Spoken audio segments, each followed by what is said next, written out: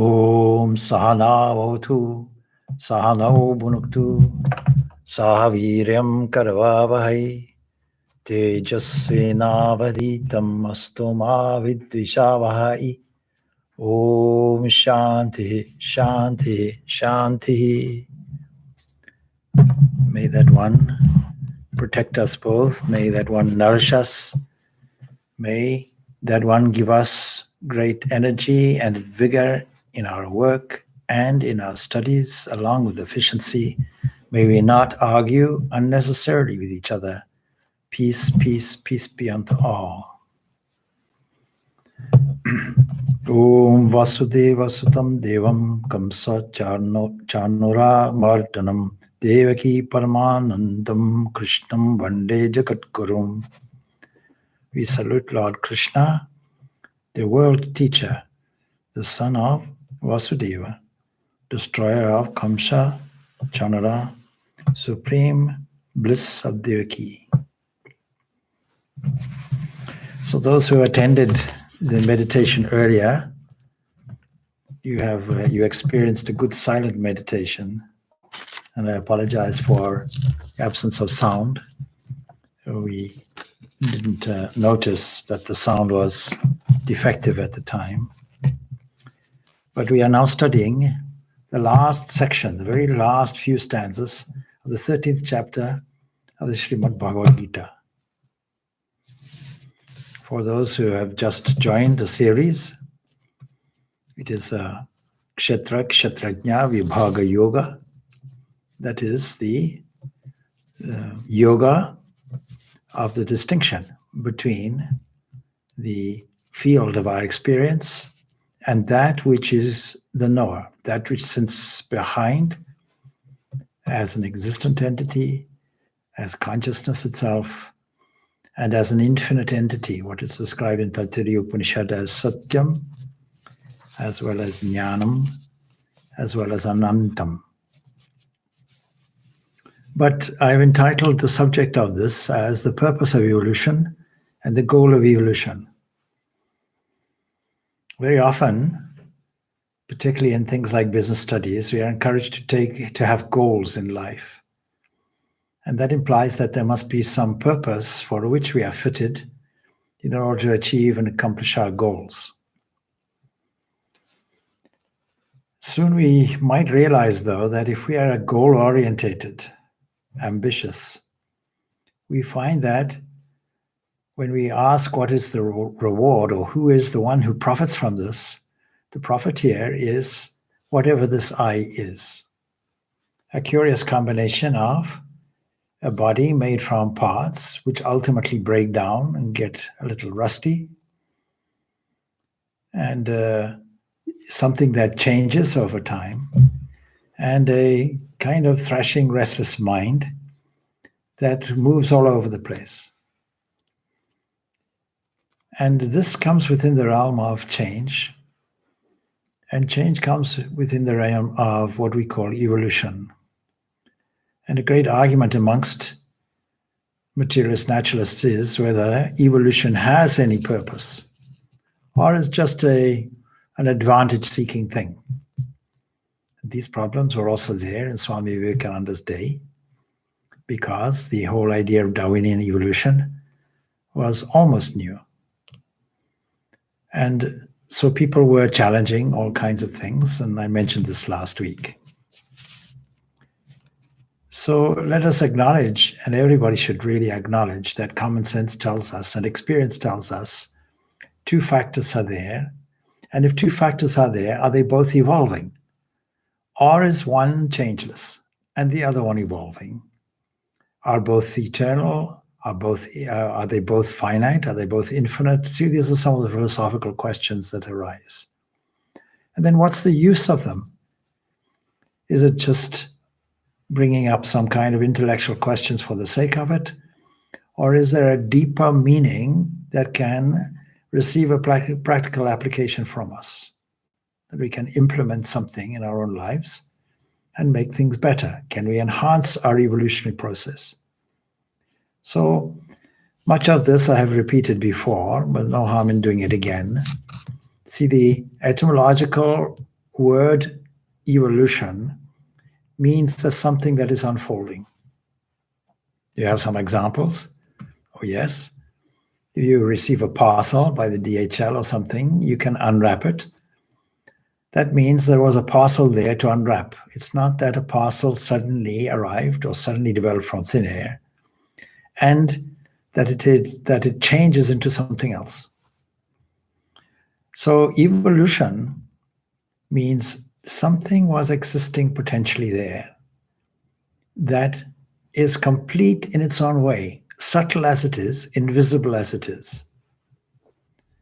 And all the wise people that we know have used this idea of a seed and a tree. Within a seed, we have no suspicion that there will be a fully grown tree there. And yet it is there. The Lord Jesus also noticed this. He says the kingdom of heaven is like a grain of mustard seed. And that develops into this huge tree, and the birds of the air come and make their home there. Who would ever have suspected that something that can live, in some cases for 100, 200 years, arrives out of this tiny, tiny, subtle seed, where the essence of this whole growth sits. As Jnana Yoga lectures by Swami Vivekananda, we find this whole idea of evolution and involution. And we find in relatively modern times, great savants and paleontologists like the late Terre Deschedin, the French paleontologist and Catholic priest. And there, the similar ideas are there, that you cannot have this unfolding or evolution without involution, what the Kathopanishad actually refers to in some respects as immanence. And then, of course, transcendence. The transcendent aspect is something like the goal. And the immanent aspect is the purpose. Its purpose is only to unfold. And the more we can assist this unfolding, the better. And the whole of spiritual life and spiritual practice is an endeavor to unfold this from within. Swami Vivekananda's famous statement contained in his Raja Yoga, each soul is potentially divine. The goal is to manifest this from within. The act of manifesting is what we call evolution. So how does this relate to the 13th chapter here, the Bhagavad Gita, and these remaining few verses that we have? Last week we left off at the 30th stanza. We briefly touched on it with the promise that we would repeat it. And this brings up a question. If you have these two things, a dualistic system, where you have a field of experience divided, for, just to remind you, into a number of different categories. The most obvious category that we find close to us is the human body itself. But the human body is just made up of other elements.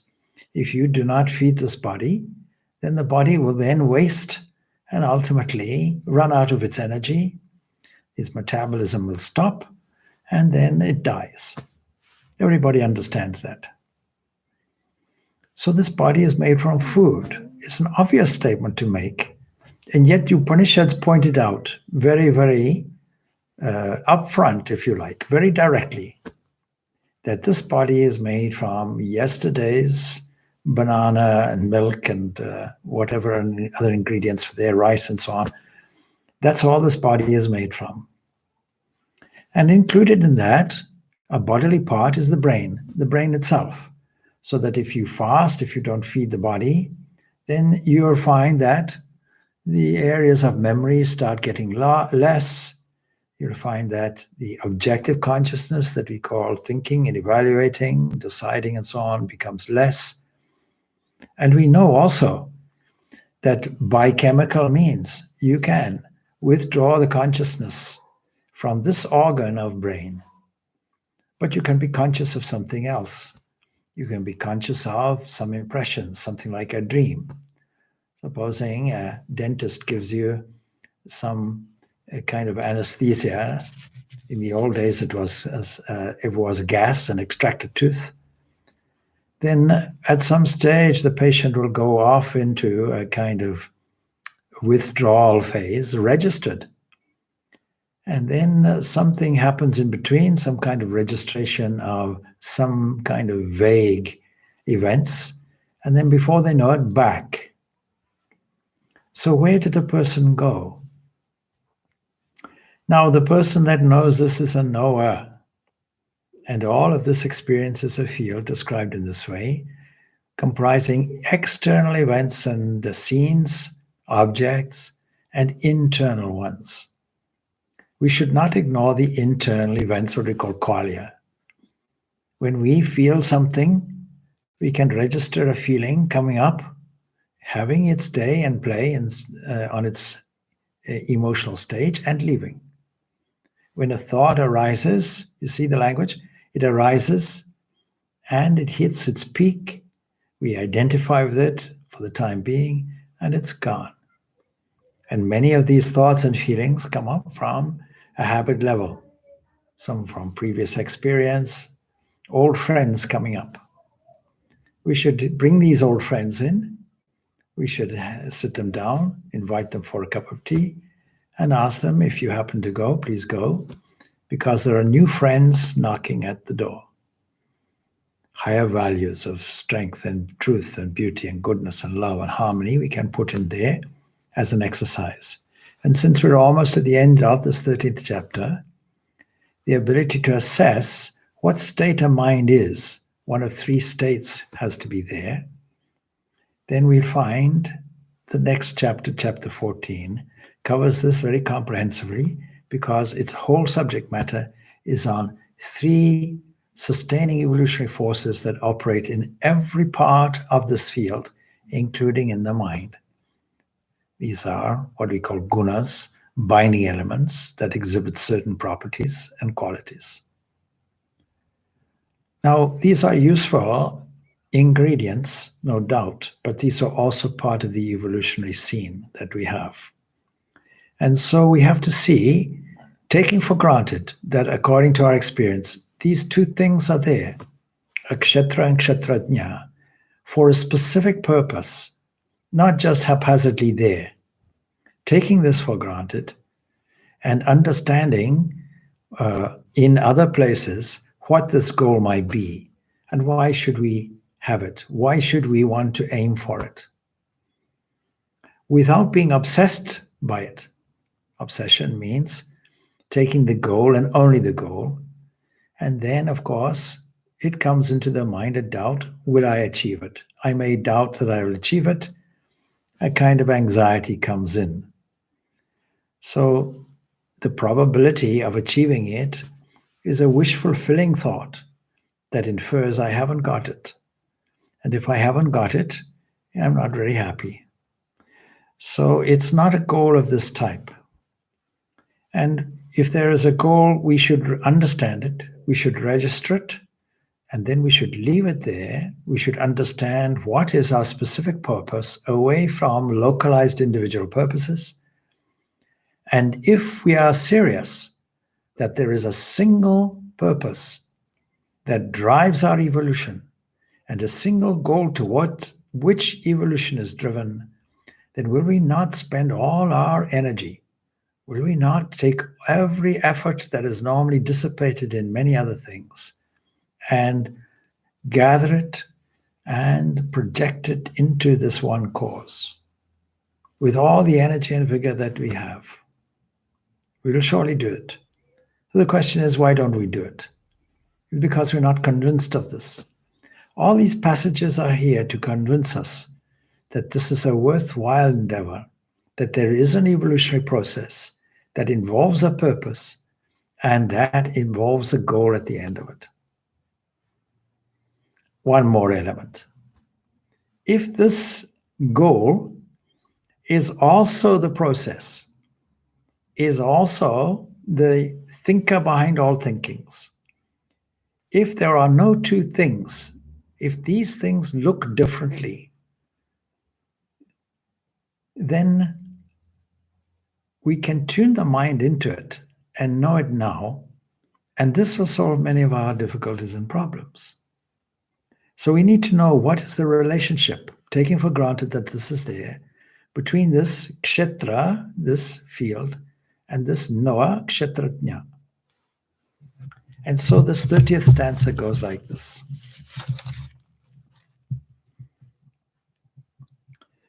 Yada bhuta pradag bhavam ekastham anupashyati tata eva cha vistaram brahma sampadyate ta. When he realizes what? Bhuta pradag bhavam, the whole variety of beings. It must have occurred to you, it shouldn't have escaped your notice, that the whole world in front of us is variegated. Different species are there, different relationships form, and we have formed our own identity and set up a kind of situational office in relation to that. Everywhere you look, the body is also variegated. The body has so many different parts and components. Just like a car has different components. And when these components come together, they work almost as a team, a unit, so that it can causation. We have to also add function. Time, space, causation, and function is something we take for granted. When he realizes that one, the whole variety of beings as resting in the one, characteristic of variegated beings is it's restless. Characteristic of the mind is it's restless. Earlier on in the week, we gave a thought about what is called the monkey mind. You find this in Hinduism, Buddhism, Eastern philosophy, this expression, the monkey mind, a psychological expression about the characteristics of a so-called normal mind, and made restless because that's its nature. More specifically, it's the attention that wanders off everywhere and gets easily diverted. It's to our advantage in a sense, because knowing that it has a capacity to be diverted, we can deliberately divert it. This is called sublimation. Somebody is focused on a particular area and we divert their attention. Let's say somebody is in a state of bereavement. And then we say, that's fine, have your bereavement. But did you notice? And so it goes on. When people come in depression, for example, and they want some kind of counseling, then it's because their attention is focused inwardly on the past. What a pity. Or what if? Or inevitably, poor me.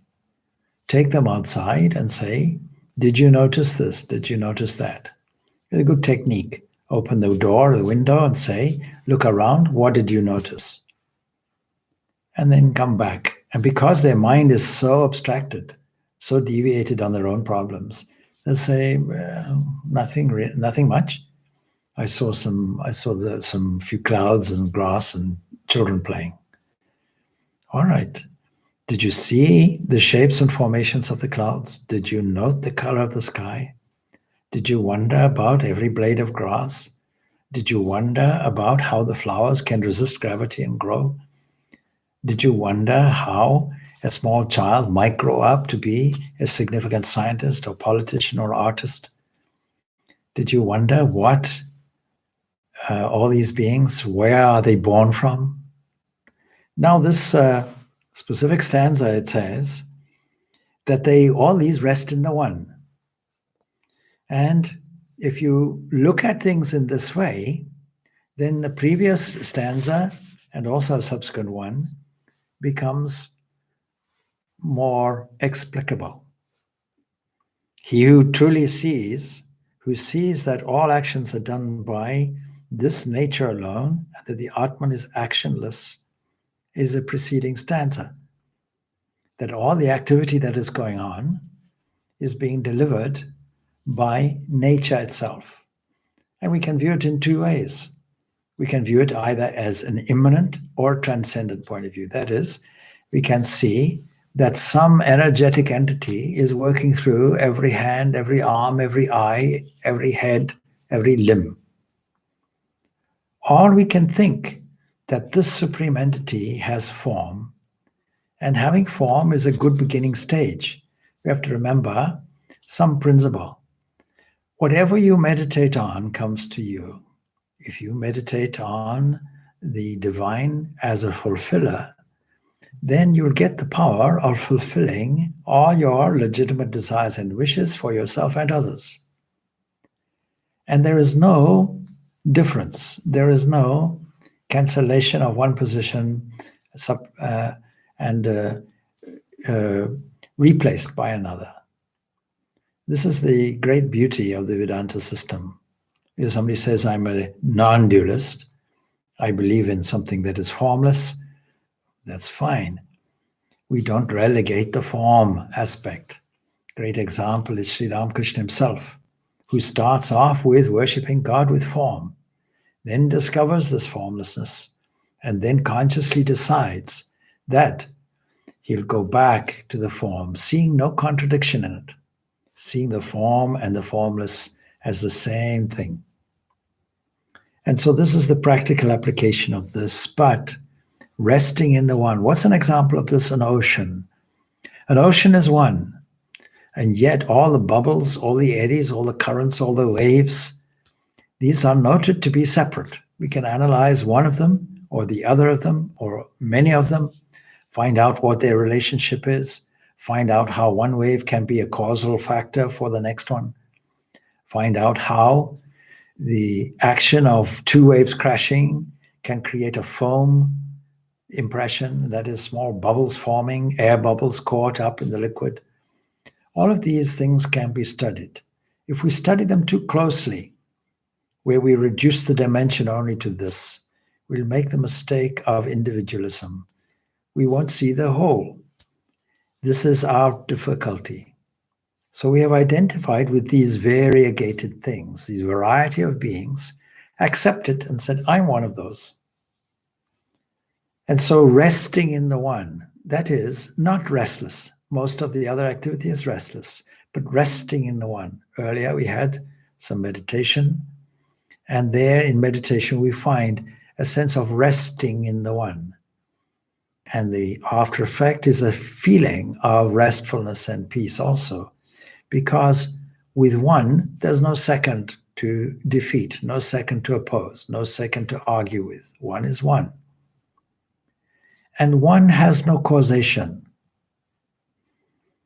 You see, very often there's an argument that comes as an atheistic argument, assuming that what we mean by God is an extra cosmic creator who is the same as a table or chair, some kind of object.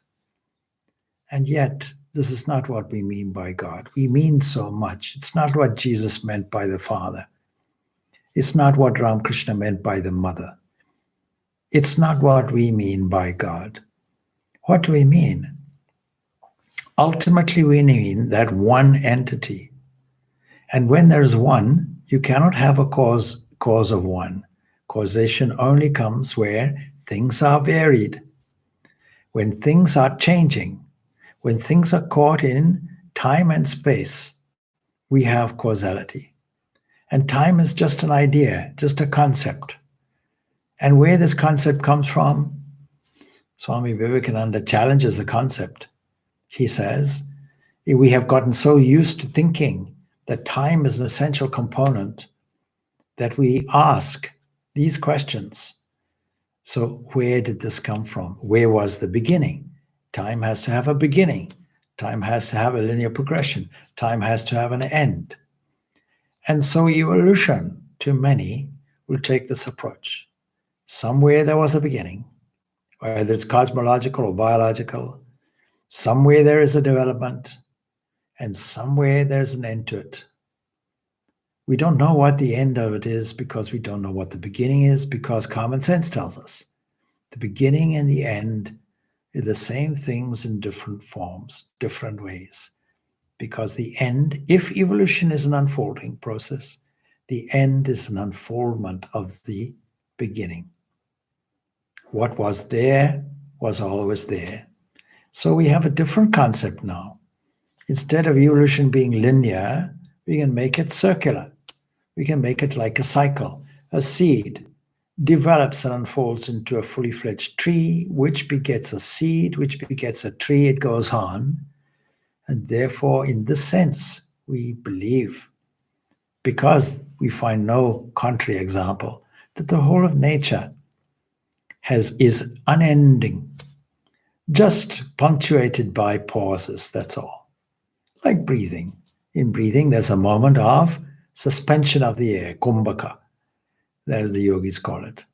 And then we find breathing in, breathing out, like that. But at each interval, some pauses there. You throw a ball up in the air. You must notice that at some point, a miracle takes place. Before it comes down, it stops and then comes down. Two problems are there, two magical problems. Why does it come down? And why doesn't it go off infinitely?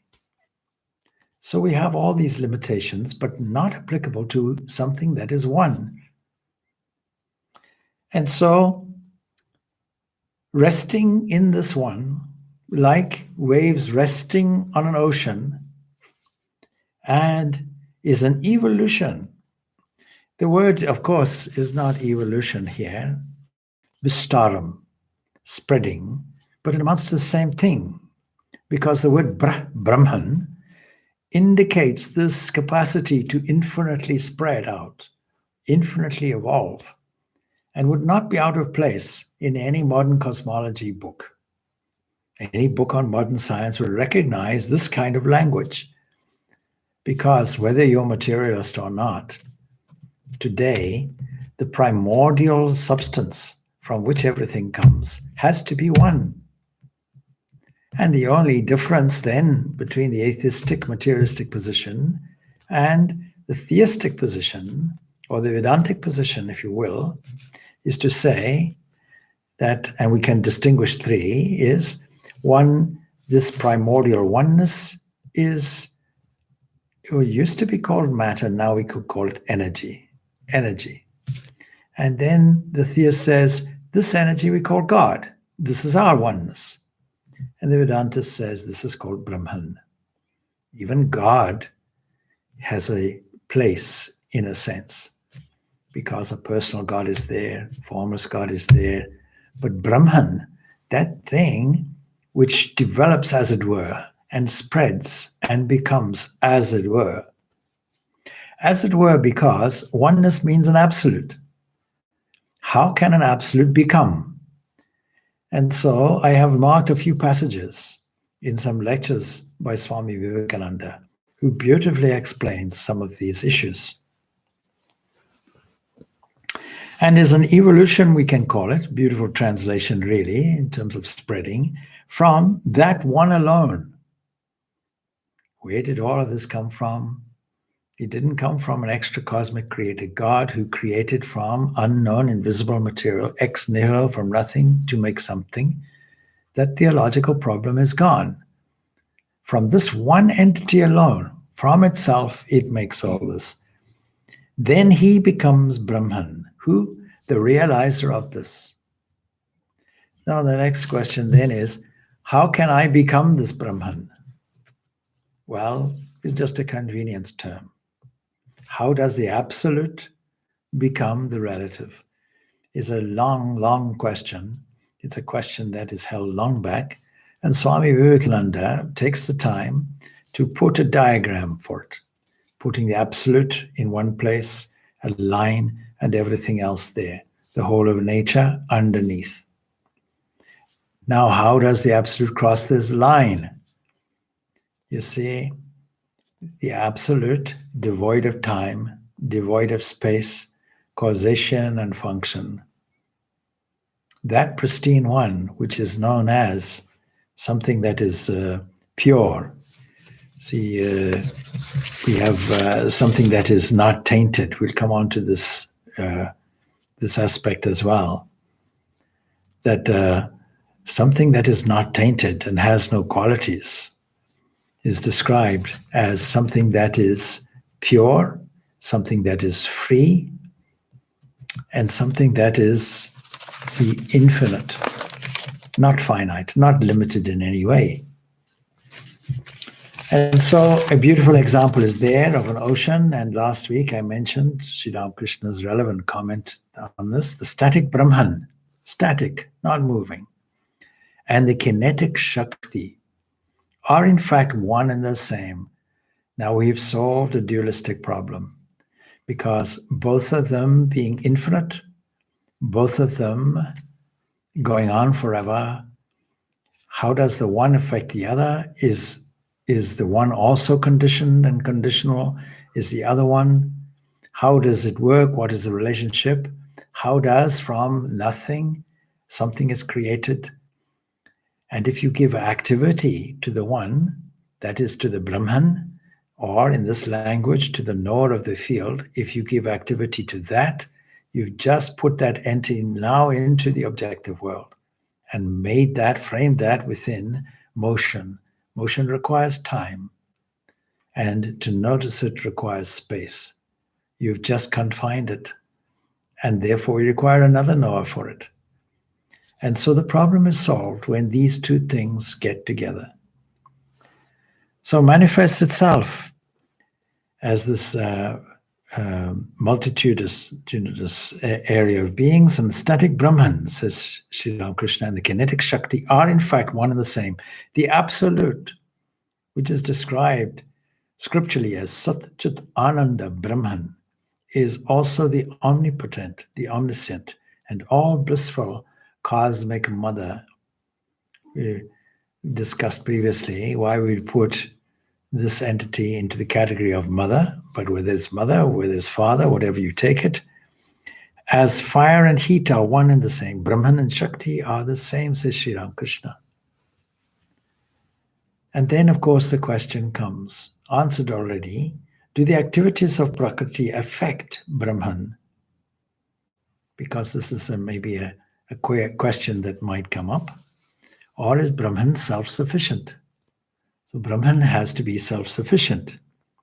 So the answer comes here. Anaditvan nirgunatvat paramatmayam avyayaha sharirasto pikantaya na karoti na lipyate.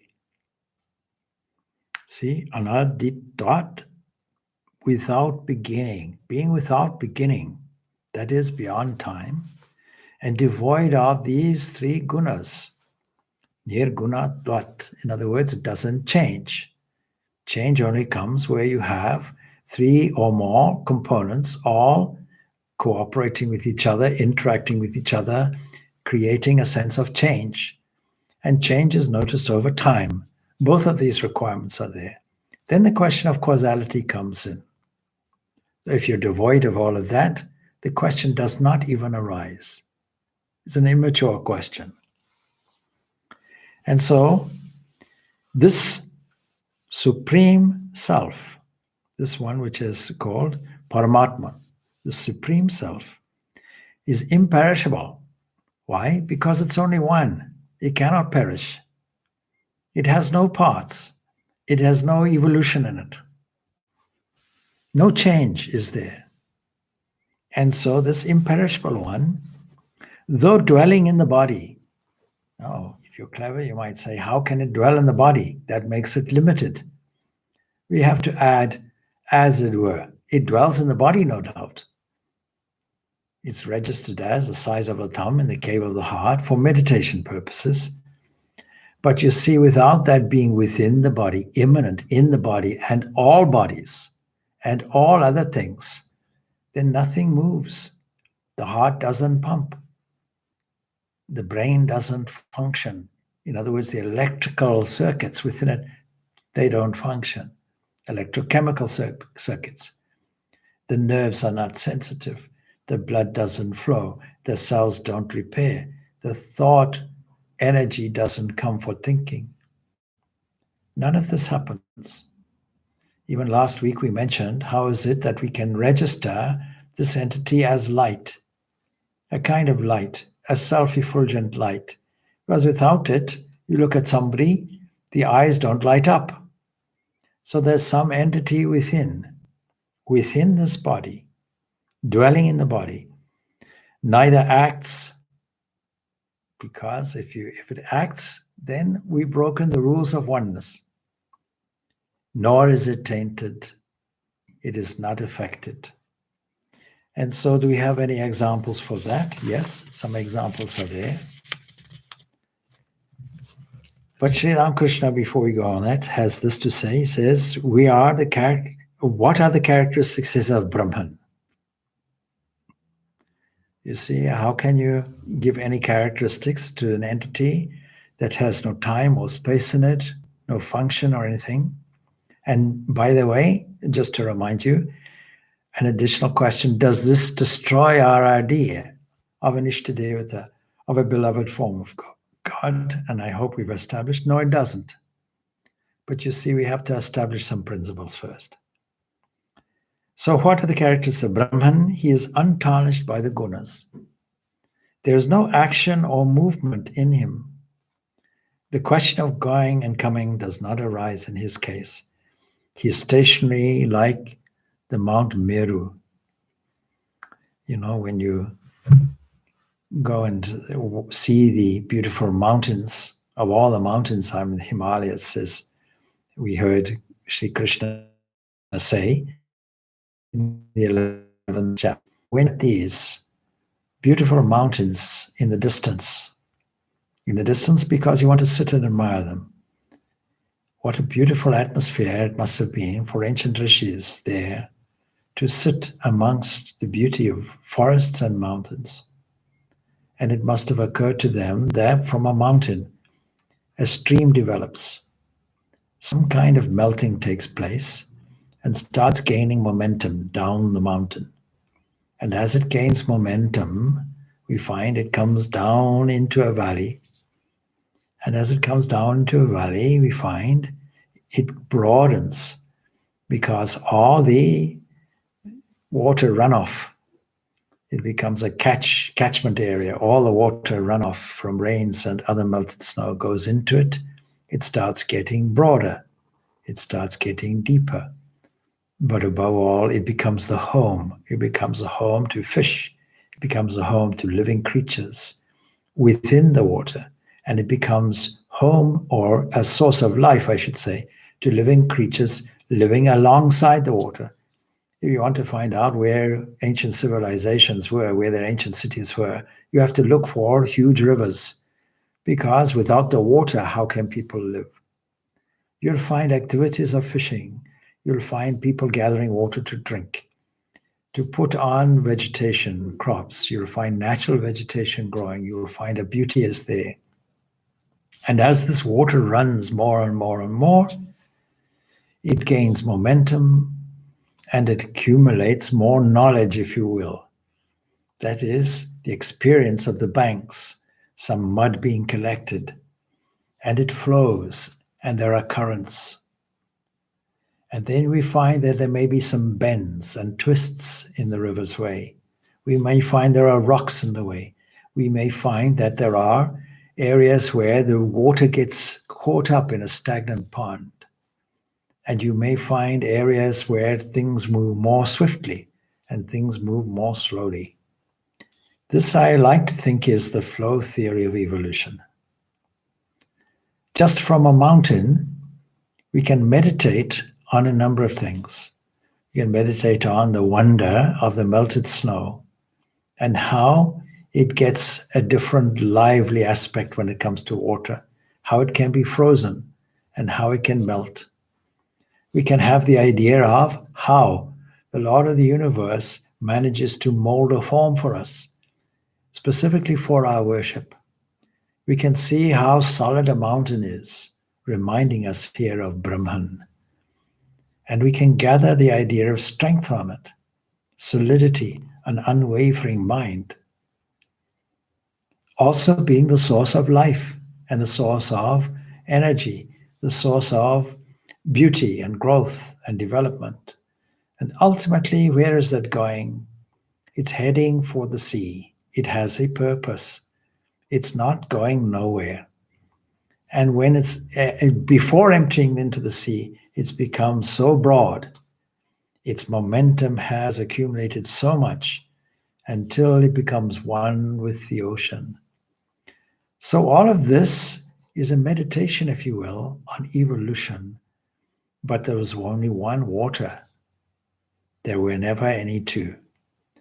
So to use the examples of an ocean, mountains, and so on, these are beautiful analogies and examples.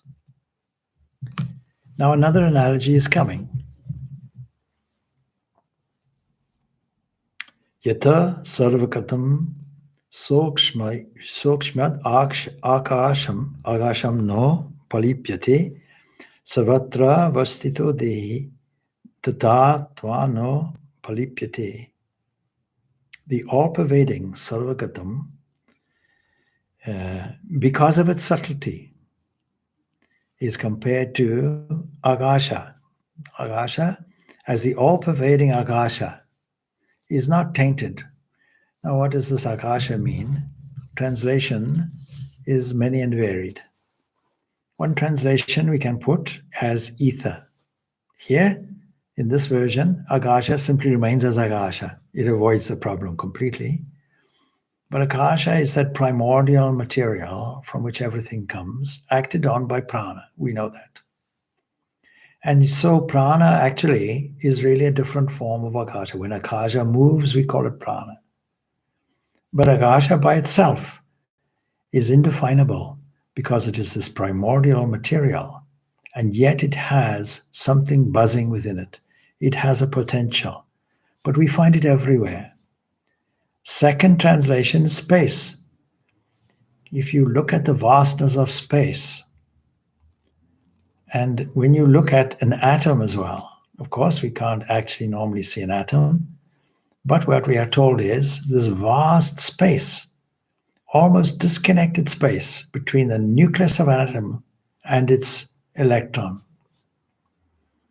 It's something like if a proton is a size of a certain size, then if we bring it up to a certain size, then we'll find, let's say to a size of an orange, then we'll find its electron will be some 4 or 5 kilometers away.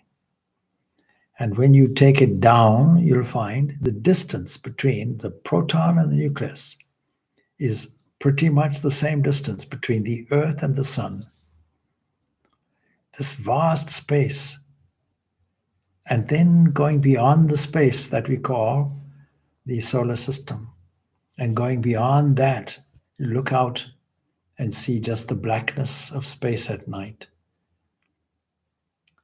We don't know what the limit is. We can assess the limit of the observable universe by a careful and clever assessment of all the shining bodies, doing an accountancy system of all the shining bodies we see. And from that, we can determine their rate of movement.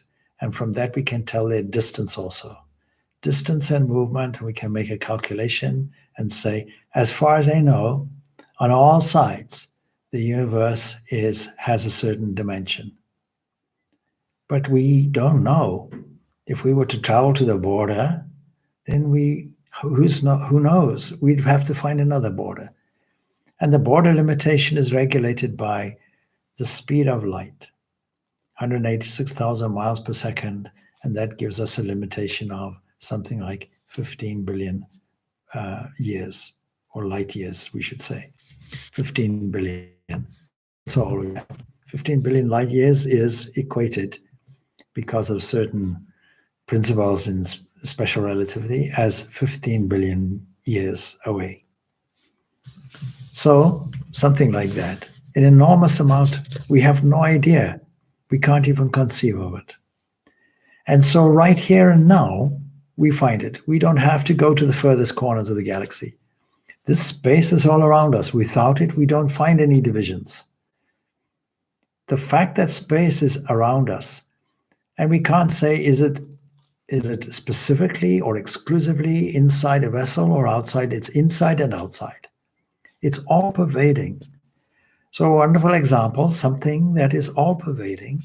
This space is all pervading. And it's not tainted. You can't mark it.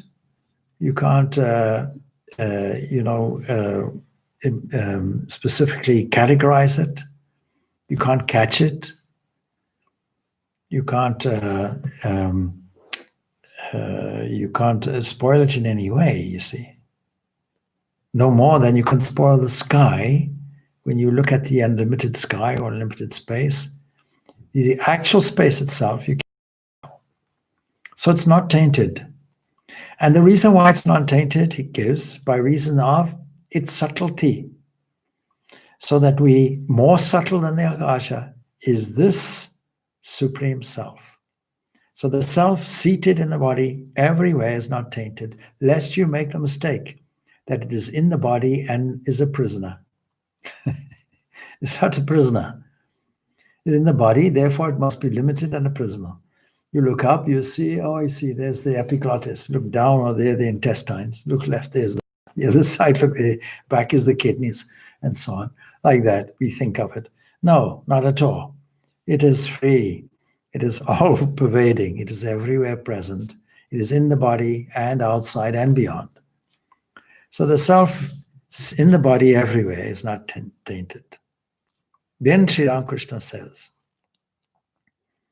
Jnana and Ajnana, that is knowledge and its opposite, good and evil, dharma, adharma, virtue and vice, dualities such as these, do not gain access to Brahman, who is beyond affected by him.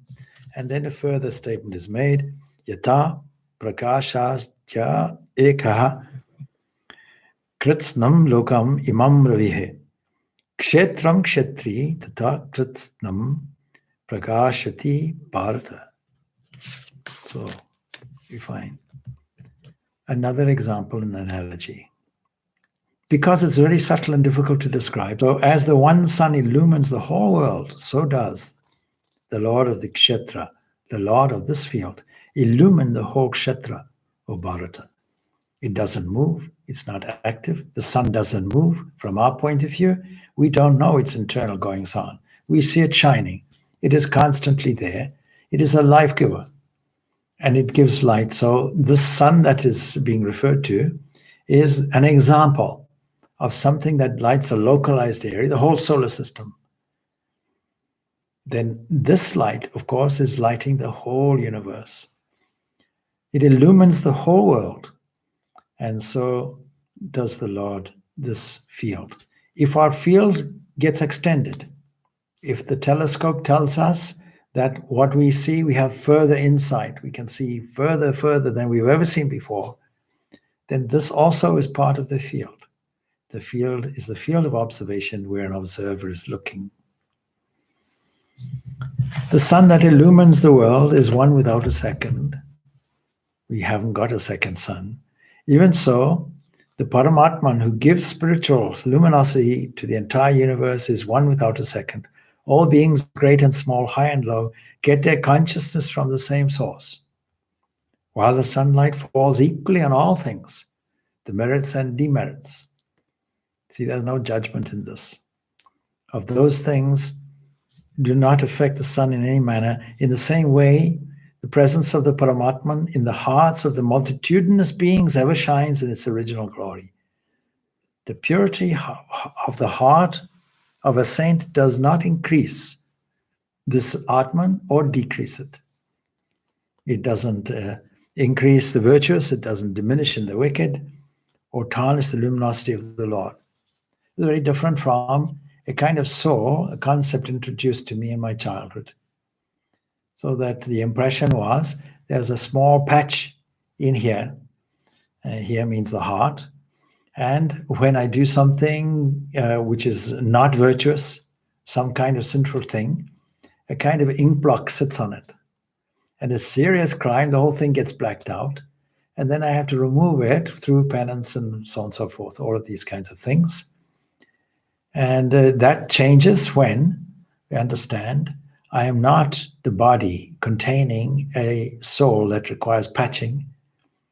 I am that spirit, that entity, that knower of the field. And the field surrounds it. And virtue and vice, and goodness and badness, morality, immorality belong there to the mind of the field. But this remains ever pure, ever free.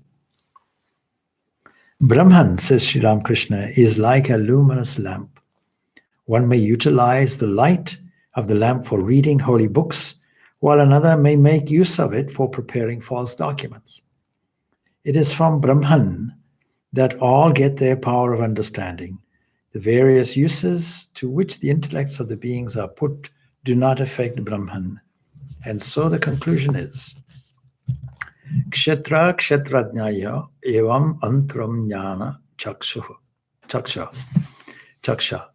bhuta prakriti moksham cha ye vidur yanti te param. Chakshusa, they who perceive with the eye are wisdom. This distinction between these two things, this field and the northern field, and the deliverance of beings from this prakriti, this cycle that produces, if we are attached to it, all our misery, if we misunderstand it, then they go to the Supreme. Of course, if we understand it, then we know it. And so another analogy coming out here in the commentary, actually, not in the text. It says the doctor has to understand first the nature of the disease and the peculiarities of the patient before a doctor can effect a radical cure. So in other words, it's necessary to understand these principles, which are so profoundly taught in such great detail, and then to apply intuition, to apply the inner spirit, to steer all the emotions, rally all of them round in order to make a real discovery of this, understanding it in principle first, and then as it actually is in the language used by the Kathopanishad. Ramakrishna says, it's easy to say that the world is Maya, a delusion. But do you know the implication of this statement? It is like burning the camphor which leaves no residue. It is not like burning the fuel which leaves the ash behind. True spiritual pursuit leads the sadhaka into samadhi, in which the jagat and the jiva are eliminated. Both this world and the individuality all go. That relates to it, all go. They get left behind. All relative existences vanish, leaving behind Brahman, the absolute. So I said I had some references from Swami Vivekananda just to elucidate on some of these things. This is taken from the lecture, The Absolute and Manifestation. It was given in London in 1896. In asking what caused the Absolute, what an error we are making, he says. To ask this question, we have to suppose that the Absolute also is bound by something, that it is dependent on something, and in making this supposition, we drag the Absolute down to the level of the universe. For in the Absolute, there is neither time, space, nor causation, is all one. That which exists by itself alone cannot have any cause, and that which is free can never have any cause. Else it would not be free, it would be bound. It's just the sheer logic of it. That which has relativity cannot be free. Relativity means that everything that we observe has to be related to something, to a relatively non-moving entity or something moving at a different speed. Something that doesn't move is the ultimate observer. Now, moving on a little bit, taking some other passages, it says, ask a question. The Absolute is again a contradiction in terms. That is why this question, which question that everything has limitations or limited by the mind, becomes finite. So that is why this question has never been answered, because normally, if it were answered, there would no more be any Absolute. A God known is no more God. Where is the evidence for God? Have you known God? Do you know God? If in that sense, if you know God as an object, it's no longer God. He has become finite like one of us. He cannot be known. He's always the unknowable one.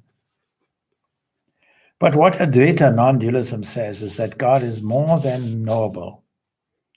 And this is a great fact to learn. You must not go home with the idea that God is unknowable in the sense in which agnostics put it. For instance, here is a table or a chair, some other object. It is known to us. But what else is beyond? Or what is beyond? Agasha, ether, or whether still higher than known. And that is what is meant by God being unknown and unknowable. To know the chair, you have to know it in and through God, because there are, in a sense, no two. Thus, God is infinitely nearer to us than the chair, but yet is infinitely higher.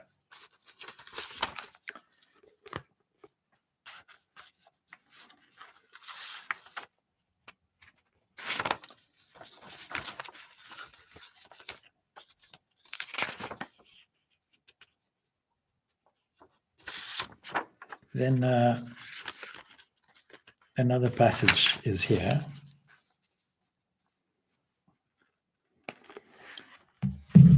And in this passage, I'm briefly mentioning Thursday, of course, the 7th, is a Buddha Jayanti. And so a small reference here is made to Buddha and Buddhism. And the context is that this non-dualism was really confined to the forests. So it was never allowed to come to the people. At first, some monks got hold of it, says Swami Vivekananda, and took it to the forests. And so it came to be called the forest philosophy. By the mercy of the Lord, the Buddha came and preached it to the masses. And the whole nation became Buddhists. Long after that, when atheists and agnostics had destroyed the nation again, it was found out that Advaita non-dualism was the only way to save India from materialism. Thus has Advaita twice saved India from materialism. Before the Buddha came, materialism had spread to a fearful extent. And of course, that kind of materialism was to do with eating, drinking, being merry. It was not to do with any kind of virtue at all, on the basis that there's no God, there's no soul, there's no heaven, there's no religion. And religion is a concoction of wicked priests. And so you may as well just eat, drink, and be merry. Now another passage, and then after this we leave off.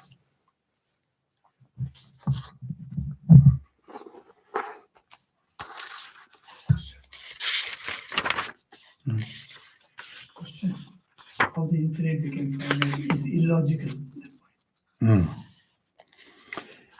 Yes, so the becoming, the term becoming is of course mysterious, but you see, nothing really becomes. If the one is the one, it doesn't come, it doesn't go, and it doesn't become. How do you find it as the relative world then?